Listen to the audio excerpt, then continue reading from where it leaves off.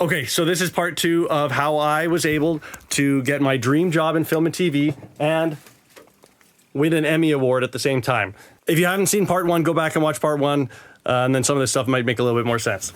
Nick got recommended by this guy named Leo, who owned a fabrication shop here in town. And Leo was also interviewing for Fraggle Rock, and they both got to work there. When Leo was working at Fraggle Rock, he needed someone to come cover at his shop to kind of pick up a little bit of the slack. So I started working at Leo's shop while they were working on Fraggle Rock. The whole time I was working there, I just kept saying to everyone, if season 2 comes, you got to get me on. You got to get me on season 2. Please, guys, you got to get me on season 2. The way that TV shows work now is that there's a big gap from when they film to when it's aired. And then there's another big gap from when it's aired to when they do a season 2 and they start filming. And there's like these 2 or 3 year gaps sometimes between seasons.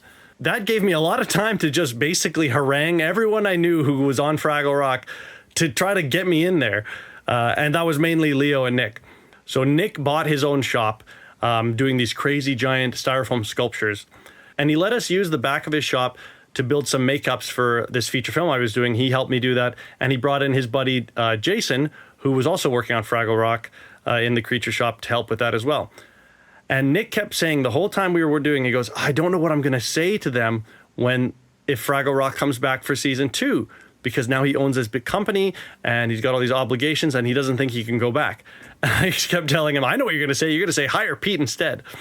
And so one day I just get a random call from Nick and he goes, they just called me back for Fraggle Rock season 2. I told them I can't do it.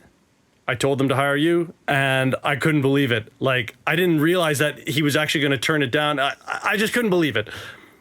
What are you talking about, Nick? And he goes, this is very important. You cannot tell them that you love Jim Henson. You cannot tell them that. You cannot tell them how you've watched Fraggle Rock since you were a kid. Don't mention any of that. Don't tell them that you named your dog Moki after Moki Fraggle. Don't tell them that. Because they're gonna think you're crazy and they're gonna think that you're just trying to get in there because you're obsessed with Jim Henson. So just pretend you don't know anything. They're gonna call you on Monday. Okay.